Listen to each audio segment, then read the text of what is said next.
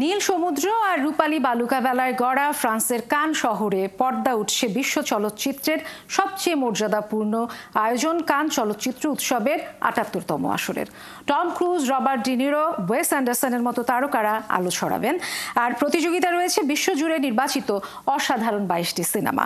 কানের উদ্বোধনী আয়োজনের খবর জানাতে ফ্রান্স থেকে আমাদের সাথে যুক্ত হচ্ছেন সহকর্মী পার্থ সঞ্জয়।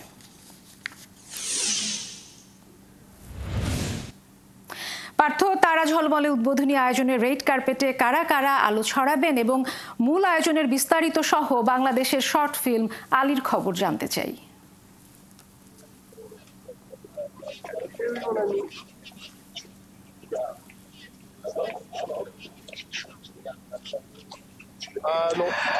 ধন্যবাদ বুশরা। কানের সমুদ্র সৈকতের পাড় থেকে আরো একবার আপনাকে স্বাগত জানাচ্ছি। আমি পার্থ সঞ্জয় রয়েছি। আজ ঠিক বাংলাদেশ সময় এখন ৯টা ৩০, ফ্রান্স সময় ৫টা ৩০।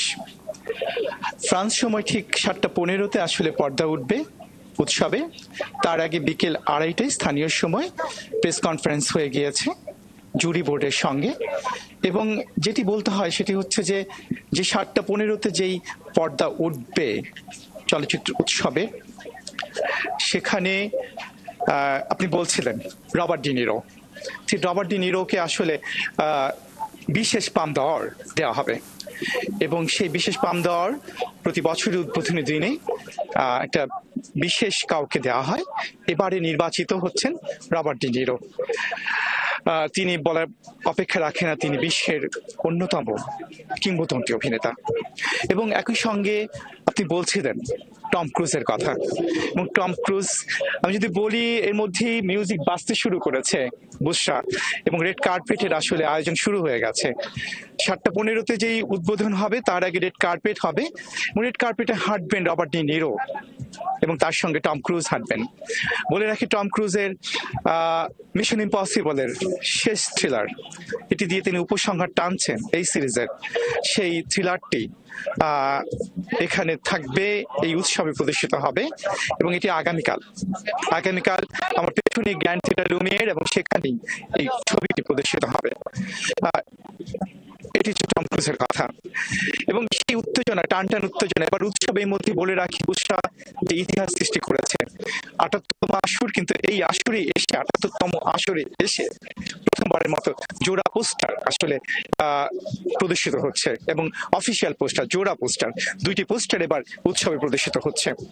আর একটি বিষয় আপনি জানতে চেয়েছেন, বাংলাদেশ প্রথমবারের মতো বাংলাদেশ শর্ট ফিল্ম কম্পিটিশনে জায়গা পেয়েছে। বাংলাদেশে প্রথম অফিসিয়াল অংশগ্রহণ ছিল ২০২১-এ রেহানা মরিয়ম নূর। সেটি উৎসবের যে প্রতিযোগিতা বিভাগ, সেই প্রতিযোগিতা বিভাগের দ্বিতীয় ধাপ আনসার তেরিগাতে সেটি নির্বাচিত ছিল।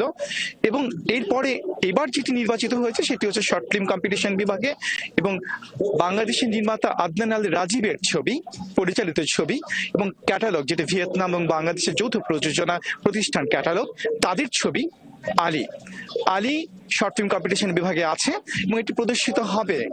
তার স্ক্যাজুল এখনো জানা যায়নি, তবে ১৬ তারিখ থেকে, অর্থাৎ 19 মে থেকে শর্ট ফিল্ম কম্পিটিশন বিভাগটি শুরু হচ্ছে।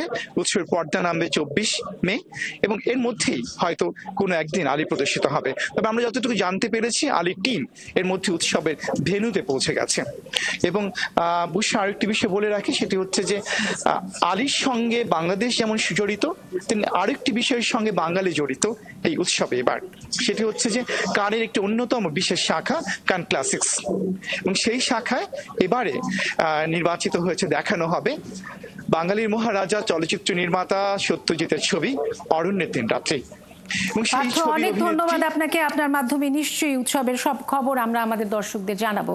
দর্শক, ফ্রান্স থেকে আমাদের সাথে যুক্ত হয়েছিলেন সহকর্মী পার্থ সঞ্জয়, জানাচ্ছিলেন ৭৮তম কান চলচ্চিত্র উৎসবের খবর।